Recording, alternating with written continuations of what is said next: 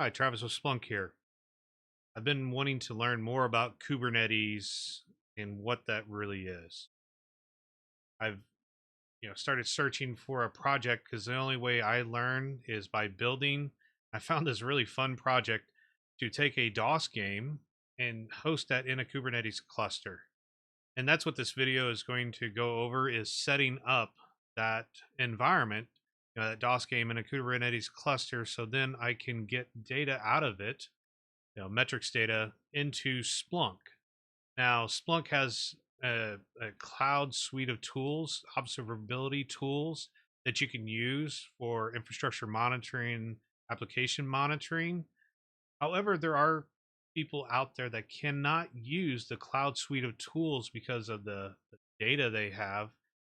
So I went through and figured out how to send this metrics data, log data out of a Kubernetes cluster into Splunk Core or Splunk Enterprise. I call it Splunk Core. And I'm going to go over all the steps I did for this. But if you haven't checked out the Splunk Cloud tools and are interested in that, I would definitely go out and I'll go into the documentation here where you can get more information about that. The way that we get the data out of these environments, these Kubernetes environments, is a OpenTelemetry collector. Now, Splunk is a top contributor into this open source collector agent. I'll call it OTEL throughout the video. And when you see me configure the OTEL agent, there you'll see the observability suite, but you'll also see settings for Splunk Core Enterprise. So first things first, let's jump over to documentation and go over all of that. And then after that, I will jump in and start with a Ubuntu box, vanilla. It has micro k8s installed. I'm going to use a micro k8s environment to build my DOS game in there. Let me jump over there. First thing I'll make sure I have all these links down below. First thing, I've been trying to use GitLab, trying to figure out where is the best place for me to host this document that I've been building for all the steps that I take, and I'm going to go and run through in this video. But here is the document that I put together for how I get Kubernetes data, metrics data, into Splunk Core. Now, you can use the same OTEL collector to send up to our cloud environment, and I would recommend taking a look at that as well if you can. And then, as I'm going through the document, you'll see me reference like the thing I found in a Google search to host that DOS game into a retro environment for Kubernetes, gaming controller. So shout out to this William, who actually found another project by Paulo for the Adatron k8s, and this is what makes everything work in the back end for me to play the DOS game, which I believe I'm going to do a Tetris in this video. But yeah, he goes over this document goes over a lot of what I read and put together and utilized. So I just wanted to make sure to give this person a shout out. And then if you haven't done it before, and I think I've done this in a previous video, I'll already have these indexes created. So you will be, if you're going to follow along, be creating two indexes. One is going to be an events index and one's going to be a metrics index. And you will set up that OTEL collector to send some data to the events and some data to the metrics. And I'll go more into that. We'll also talk about the HTTP event collector. This is how we're going to send the data from my Kubernetes environment over to my Splunk Core environment. So if you've never worked with the HTTP event collector, I already have my HTTP number, token created, and I'll touch that, where to go into and how to set that up. Or you can follow the instructions, and I'll make sure, like I said, have this all here. And then this GitHub is more information about the Splunk OTEL collector and the chart and configurations. A lot of great information here. People that can help to understand more what can I do with this, and even references, Splunk Enterprise, the Splunk Cloud platform, and the Observability Cloud suite of tools. Next, we have more information about that observability part of Splunk. Let's see how they already put a Cisco company because we did get purchased by Cisco. Exciting times coming ahead. But the last thing I will show is the OpenTelemetry and Splunk. I will make sure to have this link out here so you can go to Splunk's website and get more information if you need to. So with that, let's jump back over to my Splunk environment. So here I've actually opened up, Splunk Core.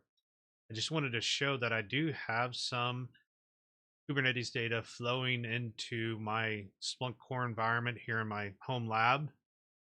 I've got a simple k8s pod, CPU utilization. I can do a split by and select a field, which I think it's going to be a pod name is what I'm going to select, and click apply. And this will give me the top pods that I have running in the Kubernetes cluster. I do have an instance of Pacman running, but for today's video, we're going to install Tetris. So I will jump over to my documentation. I almost went to secure shell into the box, which I'm already secure shelled into. I've got Ubuntu and stood up on a VM. I have done this in AWS. So if you are wanting to stand up your own EC2 instance with Ubuntu and run micro k8s, you can. I haven't tried outside of micro k8s. I haven't tried this in too many other flavors of Kubernetes management software. So that's going to be another project. If you're hosting your Kubernetes environment, something else, I would suspect that it should work. Give it a try. But I am using Ubuntu as my host machine, and then using micro k8s to do all of my Kubernetes management. And I would like to say right now, if Splunk does have the Splunk Universal Forwarder agent for the host machine data. If I'm going to keep collecting that, let's say that Linux box at Ubuntu server, I'm still going to use the Universal Forwarder at this time to grab that data and any log data off of the Linux workstation or server. And then I'm only using the Splunk OTEL agent inside of the Kubernetes cluster because it actually deploys in there. So if a pod, goes down and a new one starts, I don't have to reinstall an agent. It's going to pick up that data, automatically and start sending that data in. So you will have to, once you bring this in, say Splunk Core, or if you start building stuff out into IT service intelligence, I mean, there is some hygiene that you will have to do to keep any old pods, go in there and remove those entities. I've actually built out a whole proof of concept of, can I monitor Kubernetes in IT service intelligence, one of our premium apps, or ITE work. There's still a lot of things that I need to work on to make it a better, better, not in situation, but just to make it better. Having trouble with words there. But here, let's go down, and I'm going to start. And what I'll probably do is I'm going to just go to my Unix box here. Let's do that. Make sure I got the right one. Yep, I have the right one. I'm going to basically copy. I don't know if I should go back and forth and show you the commands. But I'm going to make sure my servers are updated. Yeah. So I am doing sudo commands. I'm not escalated my privileges yet, so I'm going to log in with an account that I created when I was building the server out. I know in the AWS environment, I had to go in and create the user account Once you have that account created and you've given it sudo privileges and SSH, wheel, go and log in as that user. Don't try to, log in user A and SU as user B when you're following along with my um, instructions, especially if you go to that GitLab. I'll make sure to have that link down here so you can go to the GitLab. So I did an update, now I'm doing an upgrade. But make sure you log in as the user that you want to run the micro k8s under. It makes it a lot easier when we get further down into installing the Splunk OTEL collector into the Kubernetes environment. I actually ran into a problem with my AWS instance that I had to follow a golden AMI image where it's locked down. There's no user account, so I had to get Session Manager, access it that way, create a user account, and then I tried to, while I was in the Session Manager, to run through my installation steps here. And when I got to installing the Splunk OTEL collector, there was some permission issues, just a lot of headaches. So I figured out how to get a user created, and then I just directly SSH'd into that box as that user. I'm just waiting for the upgrade to finish. What I'm going to do is go ahead and pause and then come back when this is done so you're not listening to me ramble. Okay, so I'm back. The upgrade and update has finished. Next thing I'm going to do is, this is where I was talking about, if I was going to collect information from the host machine, let's install the following packages here. In the video I think I did about collecting metrics data from Unix and Linux and even Windows boxes. But for Unix, especially Ubuntu, if you're going to use our Splunk TA with the universal forwarder to collect that metrics data off the host machine, make sure to install this systat, because we have scripts that need that data. So I'm going to get that installed. I may or may not end up collecting the host metrics data, because I may just stand this up for the video and then pare it back down. I believe, no, actually for the Pac-Man one, I'm not collecting, but I have another. I'm standing these up and down just for practice and learning more about how this all works and how to get this data. So next in my instructions, got to find the button to switch back over to the screen. I'm going to check the time zone for the server, because I want to make sure this matches my time zone so the data comes in with the correct timestamp. I know that this is not set to Central Time, so by running this command I'll be able to make sure the log data is coming over for Central Time. There we go. And then in the instructions, if you're following along, I talk about micro k8 setup. If you like, this is an Ubuntu VM that I stood up on Proxmox, and during the install of Ubuntu server 2204, I think it is, you have the option to go ahead and install micro k8s. If not, when I do the AWS install, because it doesn't, I do have to run this command here to install micro k8s. Run that command. I've already got it installed, so I don't have to run this. So I'm going to skip this command here, and I will also say that I'm learning how to create these documents with Markdown and GitLab.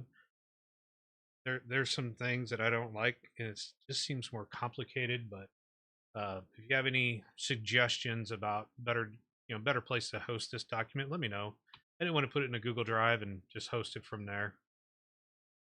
So next, after your Kubernetes or micro k8s has been installed, you'll need to take the user that you're wanting to use and add that user to the micro k8s group. And then you will want to give it access to that caching directory. That's what the next three commands are going to do. And the last one, that new group, micro k8s, is just going to refresh the group. make sure that it knows I'm a part of it. So here, let me switch back over.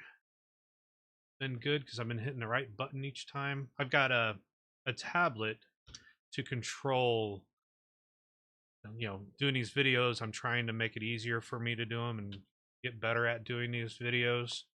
So I've got a tablet off to the right to control me switching between the different screens. All right, so now I've ran the 2 commands for adding myself to the micro k8s group, and I'm just using my name, replace whatever user, if you called it k8s or you call it yourself, whatever user, make sure you're using that in place of Travis. If you want to create your own, create a user called Travis and have me on your server, that's fine. Here we go, new group, it's been refreshed. And now what I'm going to do, and I'm going to switch back to the documentation, my GitLab documentation, I will start micro k8s, and I'm just going down and copying these commands as I'm going through. And maybe if I ever do this again, maybe I should have both windows up. I just thought about that. Maybe I could have both windows up if that would make more sense. But let's go back over to my terminal, and we're going to start this. Yeah, could do that, or I would have had both windows. I don't know if that would just get a little bit confusing. So it ran through the command of starting. Once you get this up and you want to know the status of micro k8s, there's 2 ways that we can go about doing this. We can do micro k8 status, or we can do micro k8s kubectl get all. Now, I haven't done it here, but you can go do an alias and instead of typing out micro k8s kubectl, make it just one command.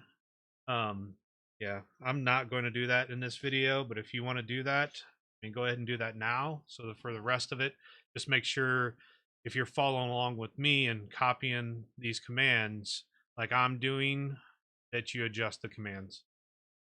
Let's go back over here and I'll show you. I'm going to do a status, and it'll give you a status of, it's running. Here's all of the no, all the stuff that's enabled, and what's disabled, so you can make adjustments here if needed. And then I'm going to copy that second one, which was micro k8s kubectl get all -a. So once I run that, it's going to show you what micro k8s stood up for hosting this DOS game. I can scroll up a little bit. You can see everything that's ready, everything's running. We're not having any problems. I'm going to type in clear. We're going to jump back to the documentation. Go. And this is where, and I'll have the links below, but in the GitLab documentation I have here, I do reference this person's document from 2021 that helped me out a lot. I'm going to go clone, and yeah, that's where in here I literally copied this command and this command and added it to my document. So I'm going to clone this, and I'm going to jump back over to my terminal. And the only reason, having having both windows in the same, the only reason why I don't is I want to make sure that this shows up really nice and big so you can read the text. That's why I'm not really putting it together. Just thought about that. I'm going to cd into that directory now because I did my git, pulled that down. So now if I do an ls, you can see the game engines there, k8s. I mean, I didn't create this folder. When I did the git clone and pulled that down, it created all of that for me. So next we will now deploy the retro game controller that will control and let you play whatever DOS game that you want. There is a website if you go out to this document here. I believe I have it in mind, where you can go out to something like dosgames.com and go down like I said, I have a tanks game, I have an F-16 flight simulator, I have Tetris, I have Pac-Man. I've just been playing around with different ones. But here, there's these commands here. I'm going to, which lines up exactly with what this person had put in place. But I am going to run each one of these commands. I'm not going to switch back and forth. I'm just going to copy and run, but I'll get over to my terminal and show each one of those commands running. Here, the first one.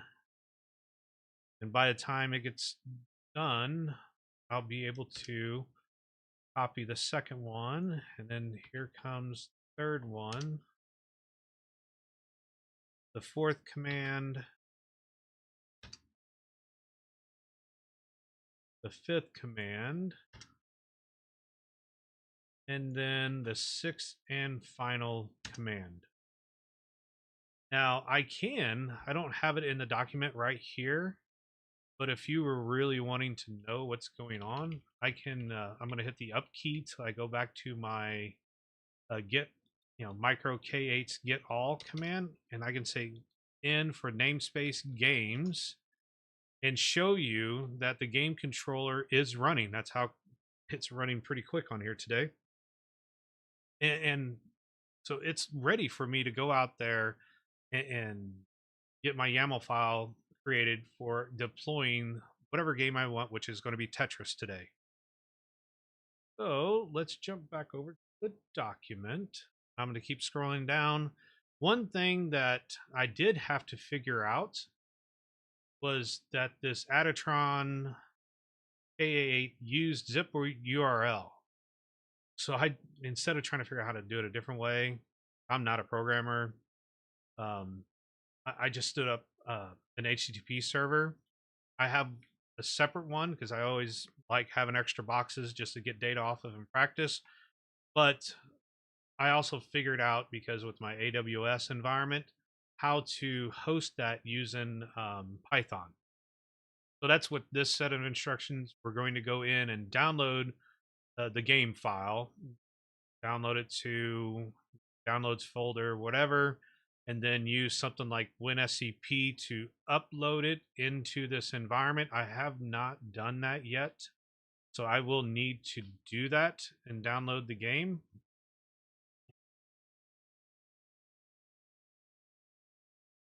Okay, so I paused the video, logged into WinSCP, and uploaded the file to this environment, the new server I built, because when I was talking about the WinSCP, and that's what I use to bring the data in. I mean, I've done wget command from server that my HTTP server, but yeah, what I did is went out to I had WinSCP installed on my computer, logged in, had the file already in my download folder, and uploaded that. So if I be back do an ls, now you can see there's an f-tetris.zip file, and this is the game file that I'll be using when I create not only the HTTP server, but my YAML file for be loaded into that Kubernetes environment. So let me switch back. And if you've never stood up your own like HTTP server or service, I decided to go with a Python service, just to something simple to run, because when the YAML file loads, it's going to reach out to this server and grab the executable, and that's how it gets loaded into the Kubernetes environment. So let's go ahead and and I'll be running this command here. I'm in my home directory right now. I will create this service file. Oops, this service file. So I'm going to go back here and yep, there we go. Right click, paste. Now I'm going to VI. If you haven't used VI and you're more comfortable with something else, please use whatever you're comfortable in. I've learned VI. I've tried Nano. Probably if I practice with it more, I do better, but I know VI, so I'm going to hit I for insert. Now I need to jump back over to my document here. and I'm just going to have a description Python web server. I'm actually going to set this up to start automatically when I reboot this machine. If I ever do reboot this machine, the host machine. So here I'm going to copy everything from here. I think I can click on this link as well and copy that over as well. But I'm going to copy this, jump back over to my terminal, and then paste it all in there. Make sure if you want to, I have my username in there, Travis, and then make sure that user can see the working directory that you're in. So I'm just going to put this file where I'm just going to open up my home directory. But you decide you want this to be somewhere else, make sure permissions are correct, that you can see the files in there. And then I'm going to hit the escape key, right, and quit. There we go. I should have that file now. If I jump back over to my documentation, I am going to use this command to enable and to set it to launch automatically after a boot. Paste. And you can see that it was created. And then now I'm going to start. So sudo, here we go, sudo systemctl start this Python server. Now to test that if it's up and running, you can do a curl command, which I have it here. And this is part of that. I'm not really excited about the GitLab Markdown. I wanted something I just wanted to change the color of the text to red. And there's a whole ordeal about just a simple thing like that. But I did get it to change in red. I will warn you, if you just copy the command like this directly into the terminal, this is what it'll look like. You'll see the extra stuff here of IP4 address, text color red, how I've got that red text to work in there. So make sure you delete all of this or just type the command out. I mean, it might be simpler to do that, but what we're going to do is make sure that 192.3.52, that's the IP, the local IP address here.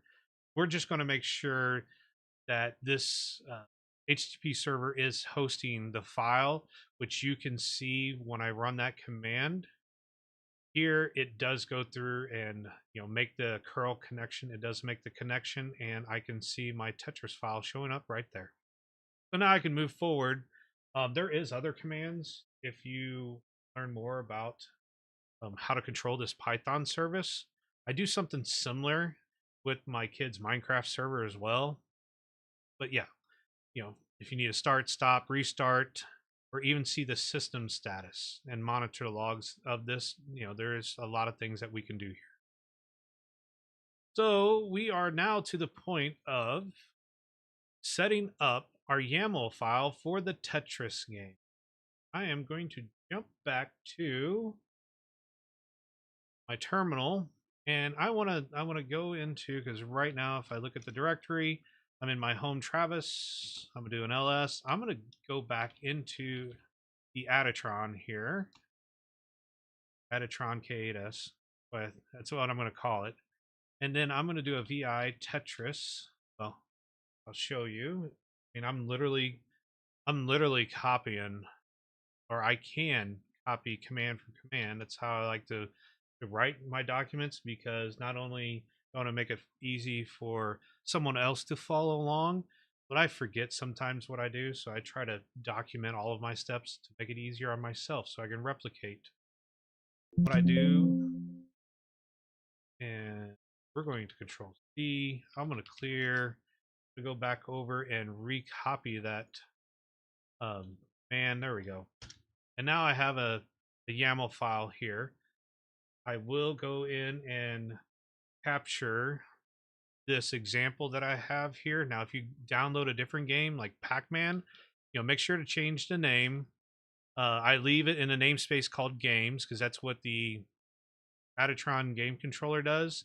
The other important thing you will need to do, besides changing this name, is the IP address of that HTTP server we just stood up. And then if you do change like tanks or some other game, make sure you open up that zip file that you downloaded and know what the executable is. That's what you'll need here. So I'm going to copy all of this. I'm going to go back over to my terminal. I'm going to hit I to insert the information. I'm going to hit escape and I'm going to come up here. I'm going to use, just for simplicity, Tetris. So I'm going to hit X and I'm going to delete all of this. And then I and type in the IP address of that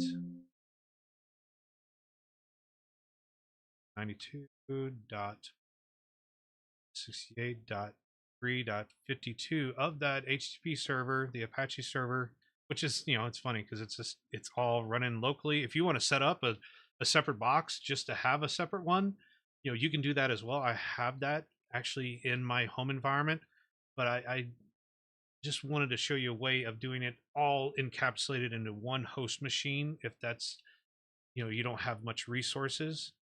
So here I'm going to write and quit to save this. You can do a more for Tetris and see the file, make sure everything is correct.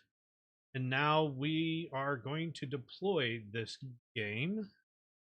So I'm going to come back over here and I'm going to copy the next command. And if you noticed, a lot of the other commands I was using sudo, but this one I'm not.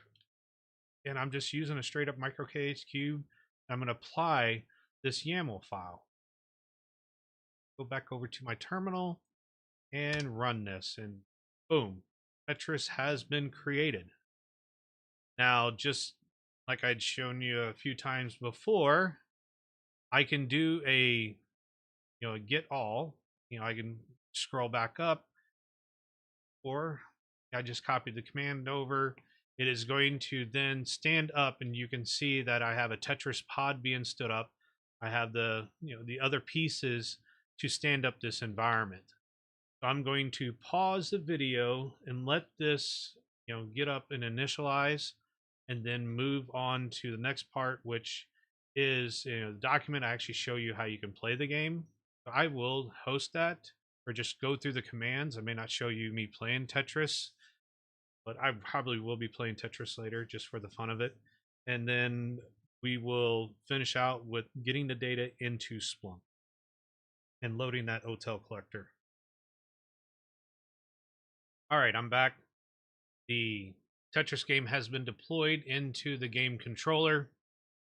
Next step will be to, if you would like, you could port forward and play the game in a browser. I'll show you the commands to use because it's in that document that I've been writing.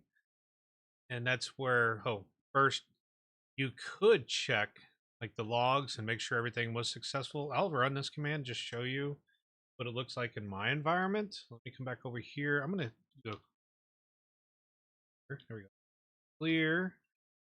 And I'm going to run this. And you can see where it's, welcome to the Adatron machine. It loaded the floppy disk, and that's something I haven't heard in a long time. And then great, game downloaded. Now save it locally, game ready. So we should be ready to play. And if you follow the document, you can first bind, and that's this command here, bind and forward the port for the Tetris service to these ports and bind it to any IP address. So I will jump back and I'm going to do a C. As soon as I run that command, it will now say forwarding. If I were to, I'll show you. Let me go. I said I wasn't going to do this, but I'm going to do it anyway. So 192.1.3.52, that's the IP address of this server. Then 8080. And it should bring up to where I can start playing Tetris. Click in there, F-Tetris,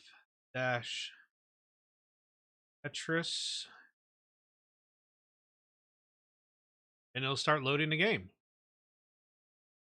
which will, once I get the data into Splunk, it'll show CPU utilization, memory utilization, everything with it. I don't give that much resources to this, so maybe if I were to give it more resources, the game would run faster. But yeah, you can go in and just start the game and start playing some old school Tetris. I'm actually going to hit escape and not play this game. I promise I'm not going to play this game, but I'm going to hit escape and exit out, and I'm just going to shut down this window here, and then jump back to yeah, because you can see that it was handling the connection for 8080, so it will tell you if you leave this up and running when it handles connections and not. Let's go back to the document because the next part is useful commands. If you ever need to do a roll and restart, if there's a problem, I've had problems with the Kubernetes environment, and a lot of times like the pods will not want to work correctly, so I'll do a roll and restart. If you ever need to delete, if you accidentally have a typo and you just want to start over, how to delete the Tetris game using that YAML, and then how to check the logs on the different boxes. Oh, and I did have a problem, isolated incident where I ran out of hard drive space, and it caused me to have a just so many evicted and pods evicted and error messages. So if you ever need to delete a group or delete all the evicted pods, this is what I did for that. And now we shall get into installing the Splunk OTEL collector. So first things first is, oh, and that's a document I didn't, I'll make sure to put the links down below. I mean, if you want to review that documentation, how to install Helm, you can go ahead and do that by clicking a link there. And I didn't go over at the beginning of the video, but I'll make sure to have, I'll put that in my notes here. I'll call this my notes, but I'll put it in here to make sure I put all these links into the description when I go to build out the. So here, I'm going to do a sudo snap install. Grab that command, jump back over to my terminal. I'm going to control C and exit out of it. So now I won't be able to connect. I just canceled that. I won't be able to connect to the game. I'd have to do the port forwarder again. You can set it up to run this in the background if you would like. Right click, install the Helm. It's going to ask me for a password. And then it's going to go through, do all the download, and get everything installed. I'll jump over to the documentation while the install is happening. Shouldn't take too long.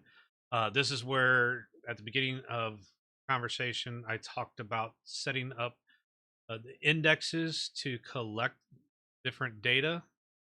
We are going to set up, or if you're following along with the instructions, you are going to create a metrics and event index, and I will go into both indexes later. If you've never set up an index before, I mean, it's very simple. I'd have to check and see if I got a video on that. If you want me to do a video just on that, I can go into that. But here, they go here. Let's go here. Set up the indexes. One way is through the GUI. I mean, if you want to go in the command line and edit the files, you can do it there. But you can from the GUI go settings, indexes, and then this is where you can start creating a new index.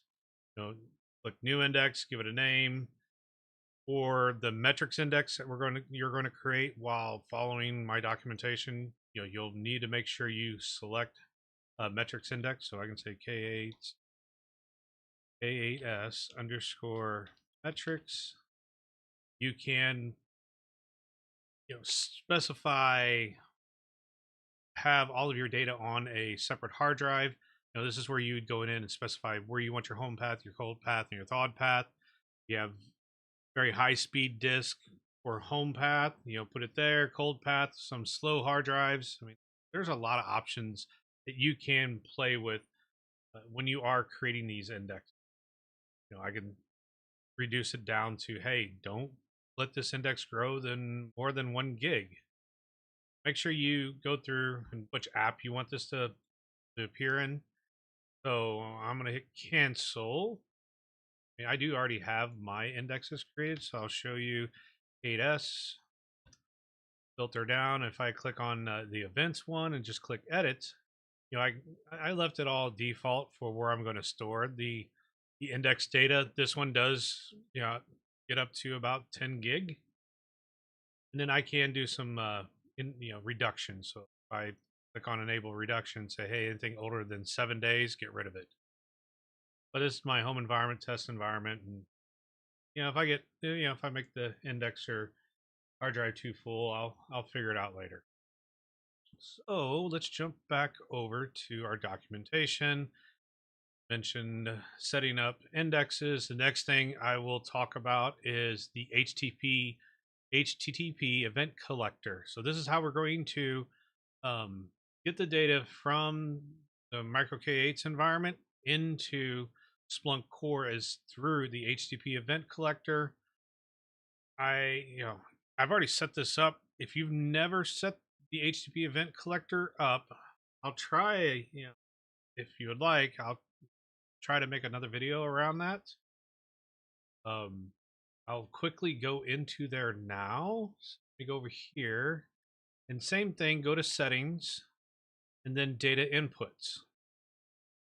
And I do have a link to our documentation around the HTTP event collector, so I'll make sure to include that. I think I already have that. Never mind. Yeah, I had that, and I brought that up here on how to set up and create, the HTTP event collector to accept data.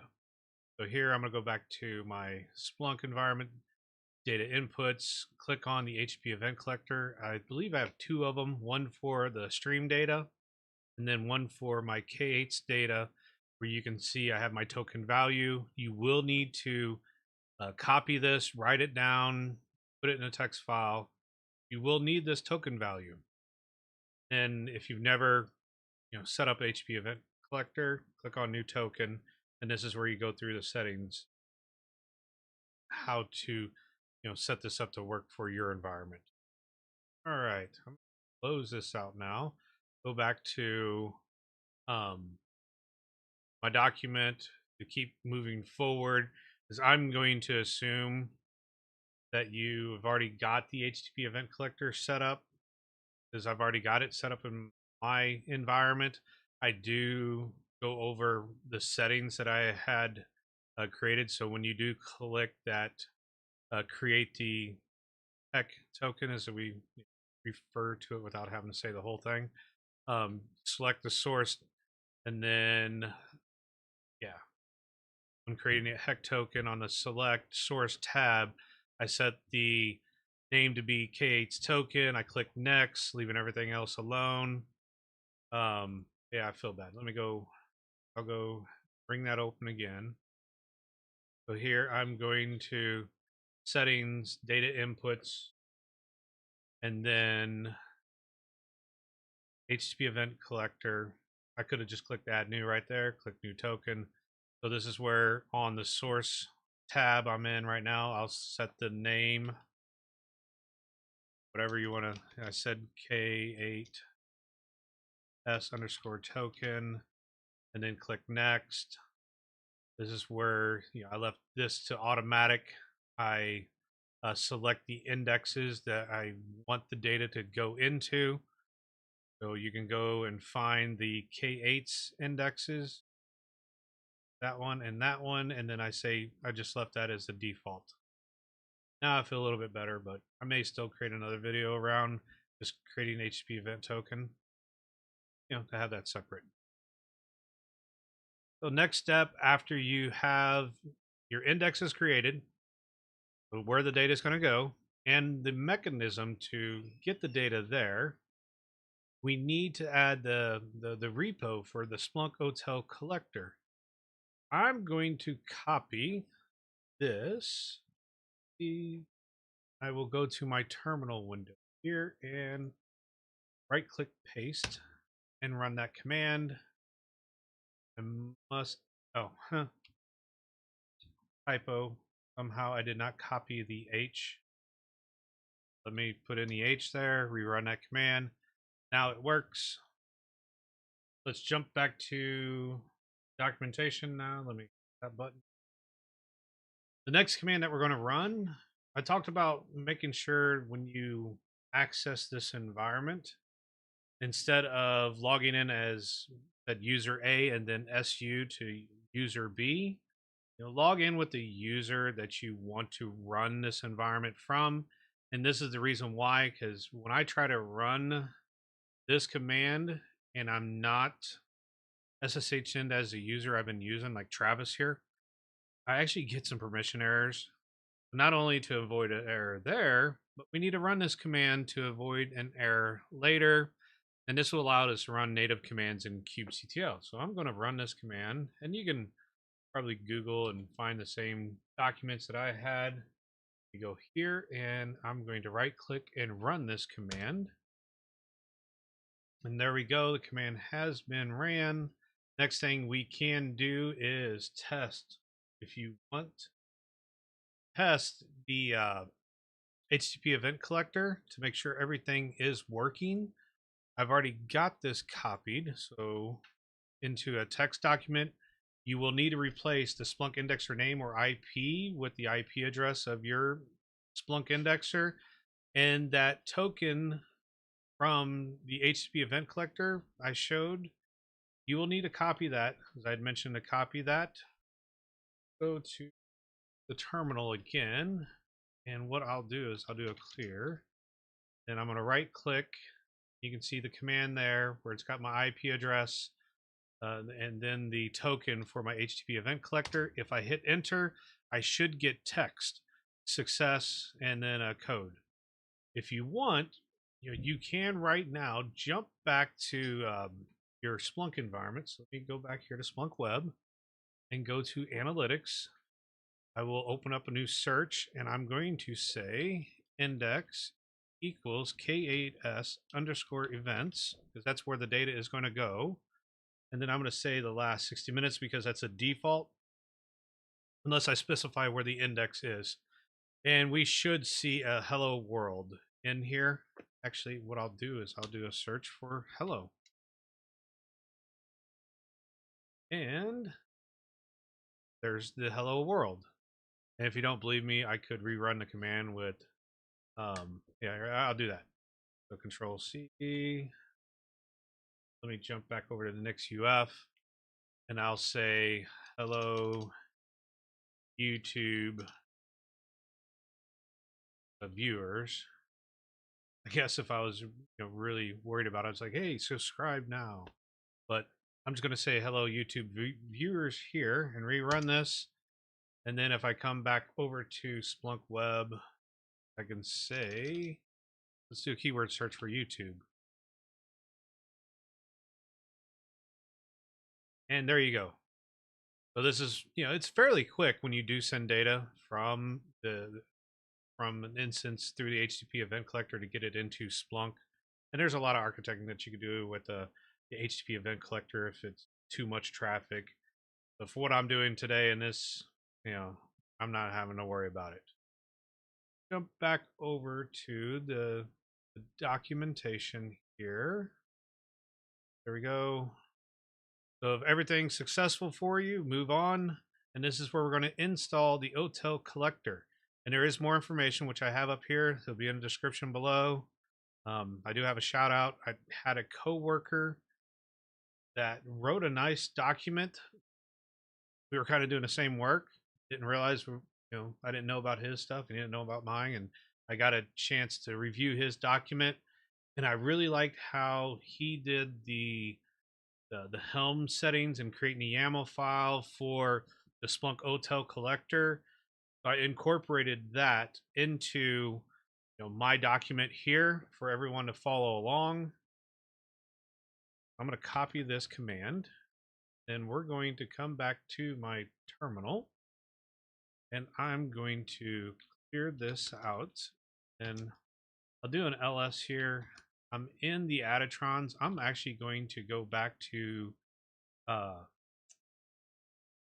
go back a folder, go back to my home, and I'm going to drop this new YAML file here. Now, when I run this command, what it's going to do is create the default settings and configuration for setting up the Splunk OTEL collector. So let me run that. And this is part of, I would have gotten I think one spot would have gotten a permission issue, but I think it's later on, really the other spot. But here, if I do a more on this file, and you can then take this file and download it, copy it, whatever, bring it into something like Notepad++, something else, or you can just VI it, which I'm going to do, and then go through. So VI OTEL, which if I jump back over to my documentation, I have that, right here, VI OTEL.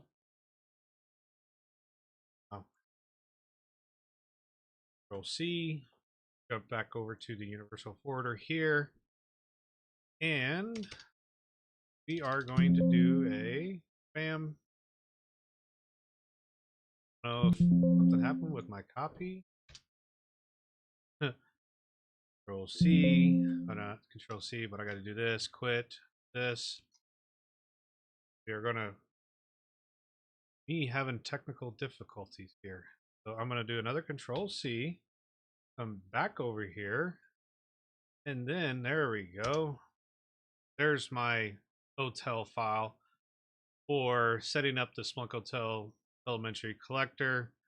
We're going to jump back over to my document. If I scroll down, here is important things that we will need to adjust. Everything in red is what you will need to bring into this document. So whatever you want to call this cluster, I can use Hall Splunk OTEL or Hall cluster. I mean, this is stuff that once you bring it in once, you'll see what it looks like inside of Splunk. And then, of course, the IP address of your indexer and that HTTP event token again. Just to go over how to find that again, I didn't show you earlier, but if you go up to settings and you go to data inputs,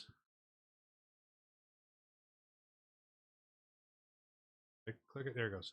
And click on HTTP event collector. This is that token I'm talking about.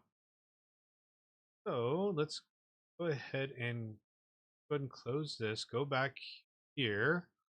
And then I'm going to go back to the document and I'll show you, and I've got it down here.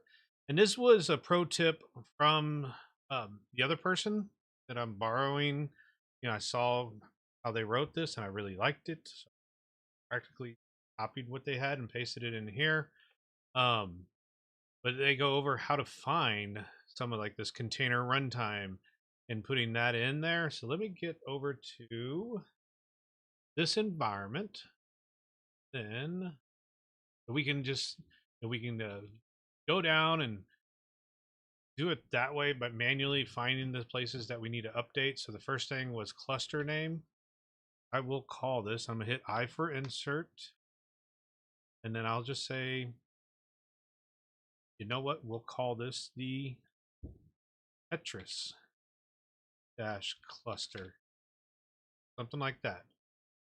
Now I'm gonna keep going down. This is for, we're looking at the Splunk platform, and this is, if I go look at the Splunk, my Splunk document or my GitLab document, I go find an endpoint and we'll need this information. And I will say, if you copy this, you may have to put it in another text file and clean it up. I have already copied this into another document that you can't see. I'm going to jump back over to the VI over here. Of course, paste that. I have double quotes, so get rid of one set of the quotes. There we go. You can, when using a VI, it changed color on me here. That's how I knew wrong. Go down a little bit further, and here's the token section. I'm going to copy my token and add it into here. But I have another text document that I created, to make this a little bit faster. Now here is that index. So I do tell you whatever index, if you called it k8s, events, use that one for all of the regular events. So that's where I'm going to adjust where it said index main. I'm going to change that to k8s events. And then there is metric event index. We're going to make sure to do that here. Time I do that, I got to click back in there. There we go. I'm going to say k8s underscore events, and then the metrics k8s underscore metrics. Make sure this matches up. So if you don't exactly follow and you want to call it something else, you can make sure you have it all lined up. And then we're going to leave the source alone. Source type, I'm going to leave alone. Really, the next thing I'm looking for, and I thought it was pretty close here, is this insecure skip verification. I'm going to say true for now.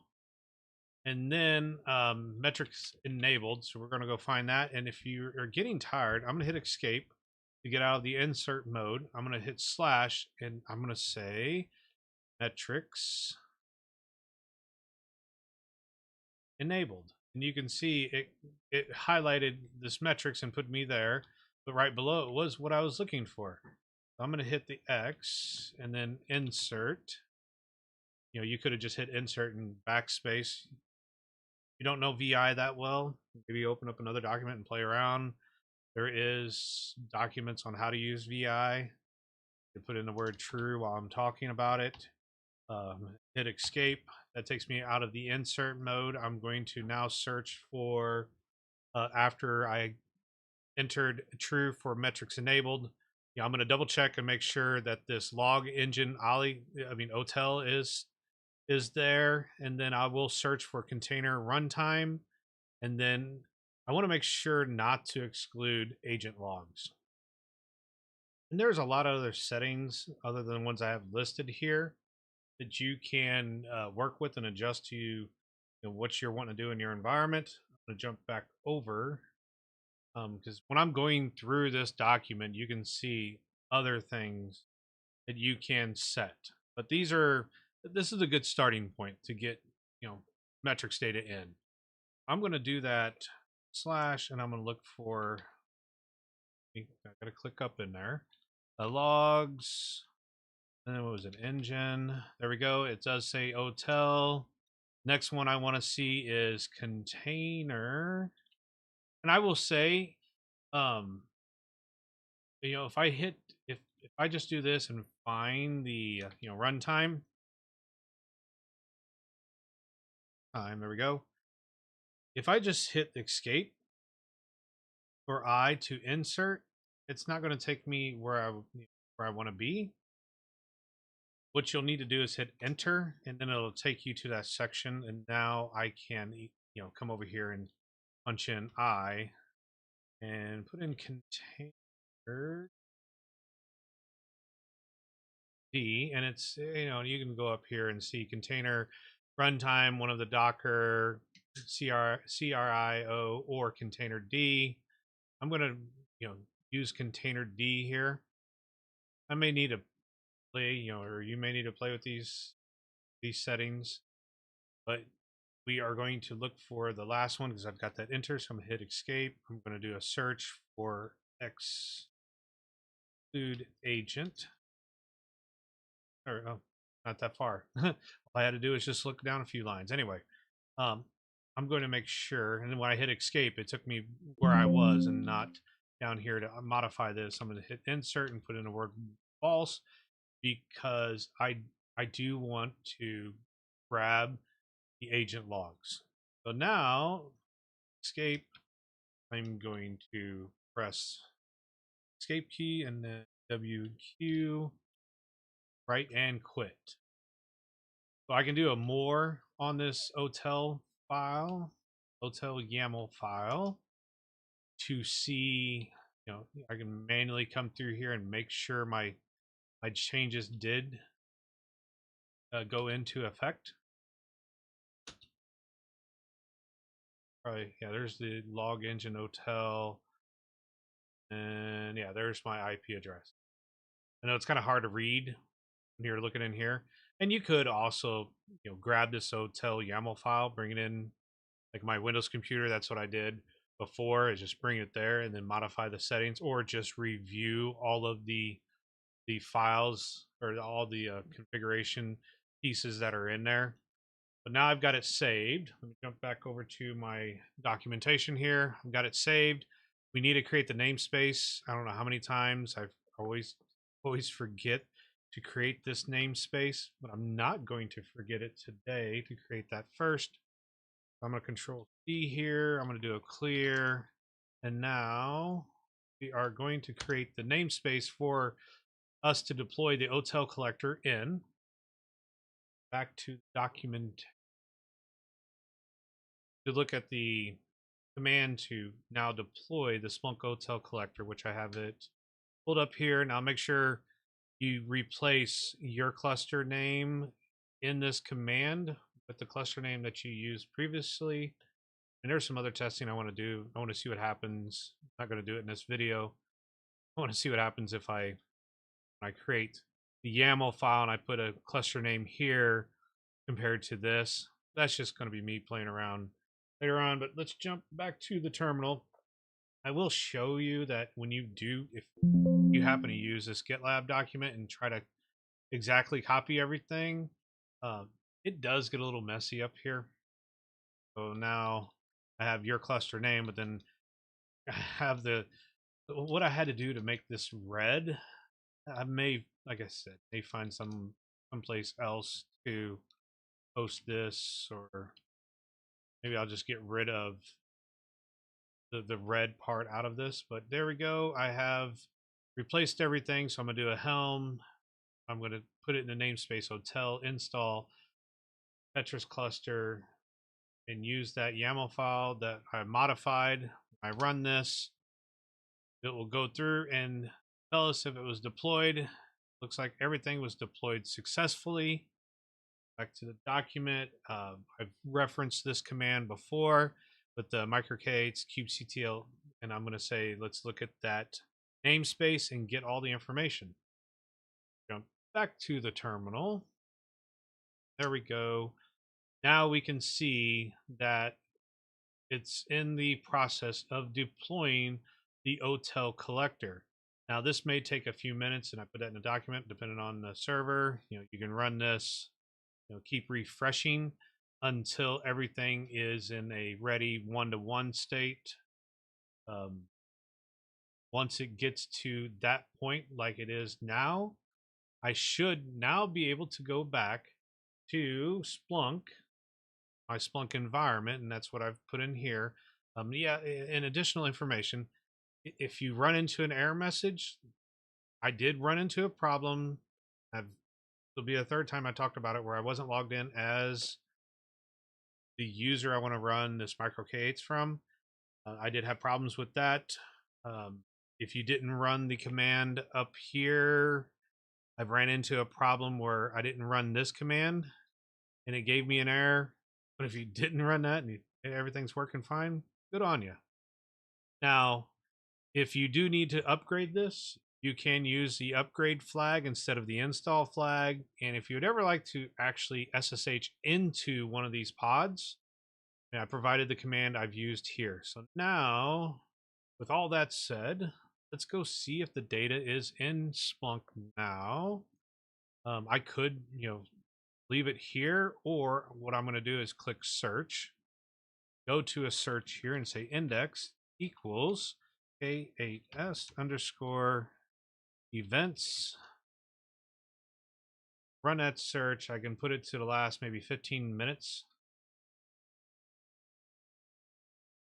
and see if that data is coming from my host, which it is right there, hall-tetris k8s. The other command that you can use, if you look at my documentation, is mpreview.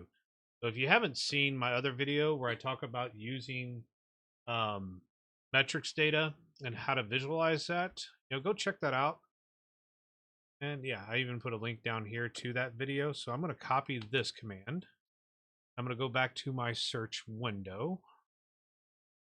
We go and run this command.